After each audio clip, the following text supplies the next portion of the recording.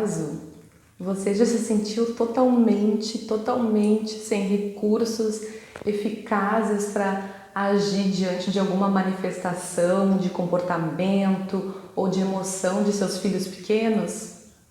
Eu já, com certeza, e foi para isso, por não saber como agir em alguns momentos, que eu precisei buscar, precisei estudar formas, outros recursos para poder me relacionar com os meus filhos. E foi nessas pesquisas que eu encontrei este livro, que é um livro muito interessante, muito especial e bastante prático, que se chama O Cérebro da Criança, 12 estratégias revolucionárias para nutrir a mente em desenvolvimento do seu filho e ajudar a sua família a prosperar. Os autores são Daniel Siegel e Tina Bryson. Este livro é maravilhoso, uma outra indicação minha para vocês. E se você quiser conhecer algumas dessas estratégias que hoje estou trazendo, fique comigo e vamos lá?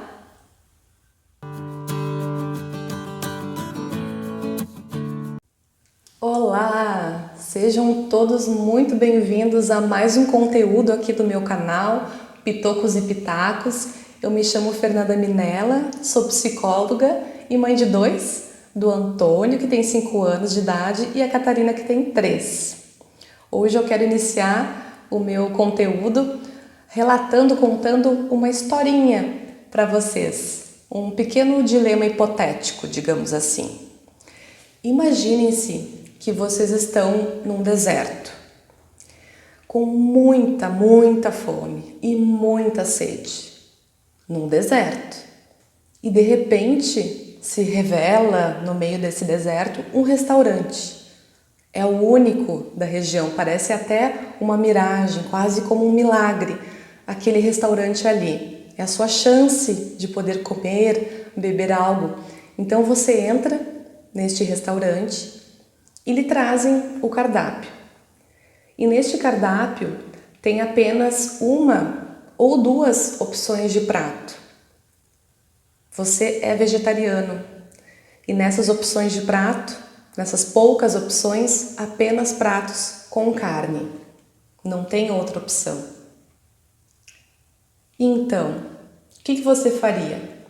Você comeria mesmo assim ou iria deixar passar a oportunidade de poder ter a sua necessidade atendida? A minha aposta é que você, mesmo indo contra os seus princípios, mesmo sabendo que poderia até fazer algum mal ao seu organismo, você aceitaria sim, comeria a carne, mesmo sendo vegetariano. Porque a sua necessidade maior naquele momento é de ter a sua fome saciada. Se você precisa para a sua sobrevivência de algo, você vai aceitar, mesmo que as condições não sejam as ideais, não sejam as melhores. Agora eu quero então convidar você para a gente poder traçar um paralelo deste cardápio do restaurante com o cardápio de recursos educativos. Como é que está o seu cardápio de recursos educativos em relação aos seus filhos? Você acredita que você pode oferecer para os seus filhos um cardápio extenso, com muitas opções, com muitas estratégias educativas? Ou você tem um cardápio muito restrito, com 1 ou 2 opções, talvez, de estratégias educativas? É algo para se pensar, não é mesmo? Então, é justamente essa minha proposta hoje, de que você possa pensar a respeito de quais são as suas possibilidades de recursos, de estratégias educativas em relação aos seus filhos. Vocês já pararam para pensar nisto? Vamos a elas então? No livro O Cérebro da Criança, que eu já citei para vocês no início deste vídeo, é muito interessante porque além de muito conhecimento que esta obra traz em relação ao funcionamento mesmo do cérebro, né, durante o período da infância, além de muito conhecimento a respeito disto, este livro é bastante prático porque ele traz algumas estratégias muito práticas e de uma forma bastante bem-humorada até, com ilustrações e exemplos de cenas, de historinhas, que nos ajudam a compreender melhor e imaginar de que forma que a gente pode utilizar essas estratégias na nossa vida, no nosso cotidiano, no dia a dia mesmo, com as nossas crianças. E isso para mim foi bastante interessante porque realmente me ajudou assim a ampliar muito a minha consciência, ajudou a ampliar o meu cardápio de recursos educativos para eu poder utilizar com os meus filhos e, claro, não somente com eles, porque quando a gente tem este conhecimento sobre como é que funciona o cérebro de uma criança pequena, lá desde dos seus primeiros meses de idade, né, até então passando pelas primeiras fases do desenvolvimento, enfim, este livro nos traz estas etapas todas até mais ou menos os 12 anos de idade de uma criança, então ele é bastante completo em termos de abranger este período da infância e eu indico para todos vocês que trabalham com crianças ou que são pais ou que são professores, enfim, educadores, vale muito, muito a pena mesmo você poder ter, né, este livro, poder fazer a leitura, consumir este conteúdo e naturalmente durante a leitura você já vai podendo fazer um paralelo entre a sua vida, a sua experiência prática com os desafios em relação à sua criança e o conhecimento que esta obra traz. Então, eu pensei de hoje poder trazer pelo menos 3 estratégias que vêm do livro e poder explicar um pouquinho para você sobre cada uma delas, exemplificando, e eu vou citar exatamente os nomes delas conforme vem na obra, certo? Vamos então à primeira estratégia? A primeira estratégia então chama-se conectar e redirecionar. O que os autores trazem? Assim, essa na verdade é uma estratégia fundamental, a base para toda e qualquer ação educativa que a gente possa fazer em relação a uma criança. Primeiro, antes de tudo, o que é necessário é que possamos nos conectar emocionalmente com a criança. De que forma que a gente pode manifestar uma conexão com alguém? É por toda a linguagem, não apenas aquela falada, mas é toda uma linguagem do nosso corpo. Já perceberam? Como é que a gente comunica algo? Como é que eu posso comunicar que eu estou querendo me conectar com alguém? Através do meu olhar, através da minha postura, através da minha fisionomia. Então, em relação a uma criança, basicamente a gente precisa assim nos abaixar e ficar na altura dela, de forma que os nossos olhares possam se encontrar com mais facilidade. Tente prestar atenção, perceba qual que é a fisionomia da criança, o que ela está expressando. Ela está expressando algum tipo de dor, está expressando algum tipo de desconforto, de sofrimento, de tristeza, de raiva, enfim, tentem perceber qual é o que está por trás, né? Qual é a emoção ou qual pode ser o sentimento que está ali predominando na criança. E você perceba, primeira coisa, perceba que você deve estar realmente muito interessado no que aconteceu com este pequeno ser que está ali à sua frente. Então, pergunte. E pergunte com toda a curiosidade, porque muitas vezes nós, os adultos, quando a gente vê uma cena que acontece, vamos supor, com os nossos filhos, a gente tende a achar que a gente já sabe tudo que aconteceu, né? Geralmente o adulto se coloca nessa posição de saber mais do que a criança, então a gente olha uma ação, uma reação e a gente imagina já saber tudo. A gente imagina que já sabe o que a criança está sentindo, o que ela está pensando, quem foi o culpado, quem provocou quem, não é mesmo? E só que na verdade o que a gente precisa aprender é que a gente tem que voltar a uma posição de não saber, a uma posição mais neutra e realmente interessado no que aconteceu, interessado no que a criança tem a nos dizer. Então, desta postura de não saber, a gente se aproxima, a gente se abaixa, a gente olha, a gente pergunta, a gente escuta de uma forma respeitosa e carinhosa, a gente não interrompe a criança, a gente não sai dizendo por ela o que aconteceu, não.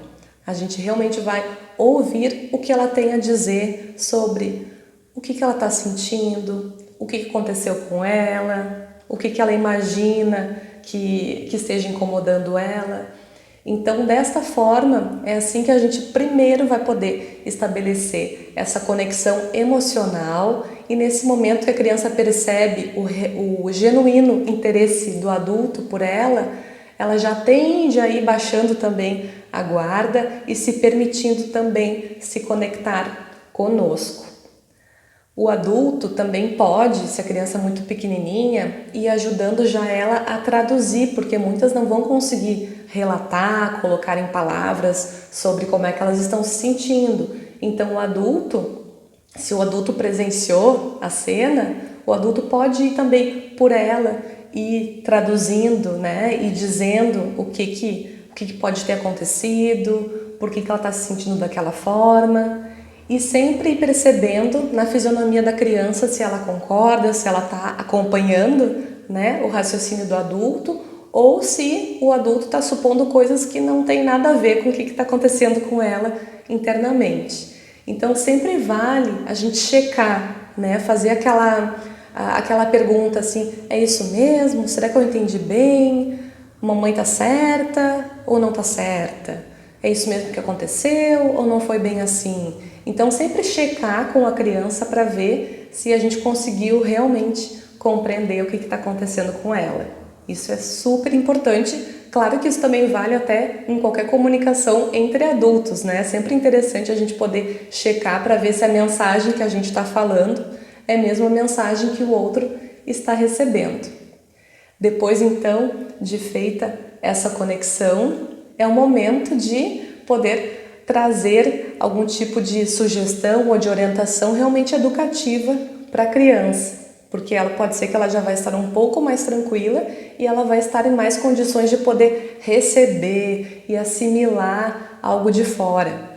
E aí então que vem, né, o adulto podendo sugerir ou orientar, se por exemplo a criança estava com muita raiva e chutou um amigo, né, aí é o momento de dizer, bom, eu entendo que você realmente deve estar com muita raiva e quando a gente está com raiva a gente tem vontade de chutar alguém, de chutar alguma coisa, mas nós não podemos chutar as pessoas, não podemos chutar os animais.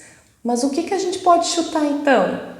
A gente pode então chutar a almofada, pode então chutar um bichinho de pelúcia, pode chutar um travesseiro, pode chutar um João Bobo, aqueles bonequinhos infláveis, né, que vão e voltam.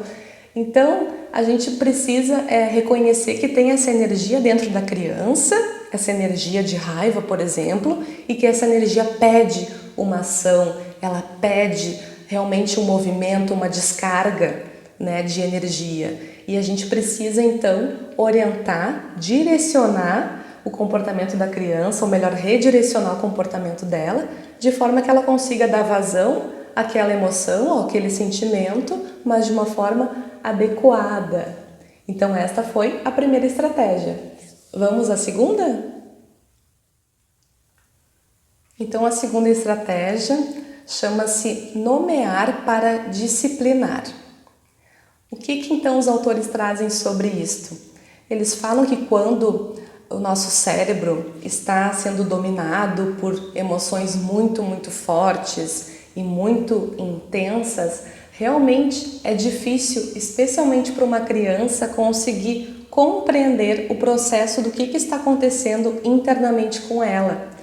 Para uma criança pode ser muito assustador, pode até ser um fator para uma desorganização emocional ou até física. Uma criança, por exemplo, que experimenta uma emoção de muita raiva, vamos supor, e essa criança então se descontrola e se agita demais, ou se bate, ou se morde, ou até bate nos outros, agride os outros ou destrói coisas. Para uma criança é muito assustador ela sentir que ela perdeu o controle e ela se sentir completamente dominada por uma emoção, porque geralmente eles não têm esse entendimento de que as emoções elas vêm e vão e passam. Quando a criança está dominada, sente-se dominada por uma emoção forte e desconfortável, por exemplo, é muito difícil, é muito assustador para a criança. Então, o papel do adulto neste momento é realmente poder, após feita toda aquela conexão emocional com a criança, é de sim ajudá-la a nomear, ajudar a criança a que ela possa colocar em palavras ou até que ela possa narrar, transformar em uma história, poder contar, relatar o que aconteceu e o que está acontecendo com ela.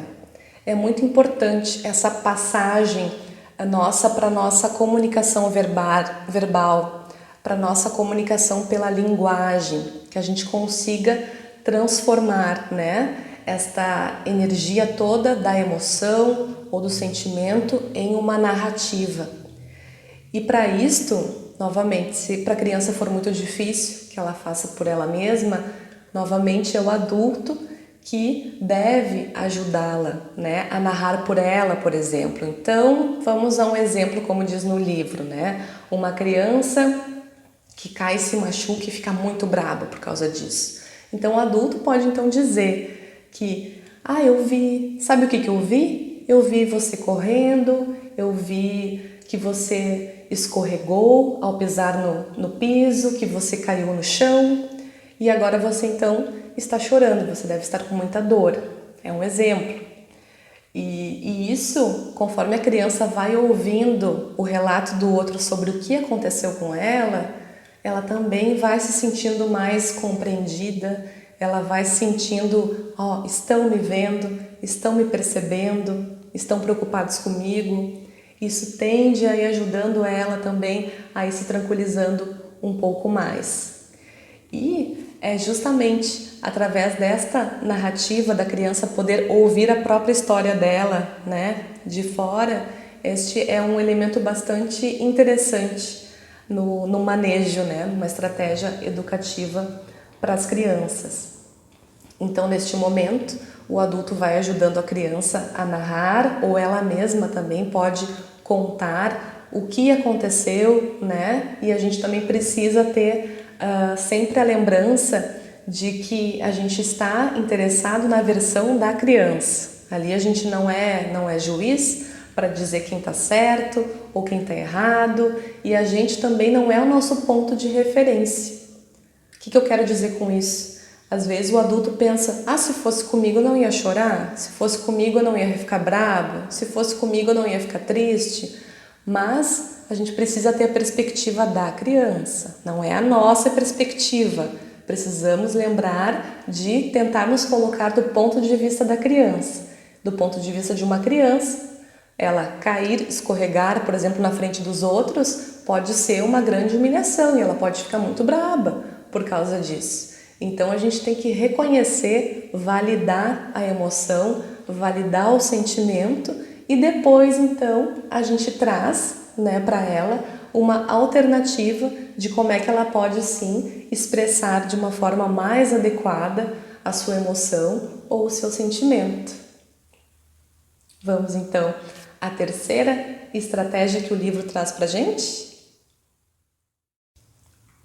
A terceira estratégia, então, e última que eu trago para vocês hoje é envolver, não enfurecer.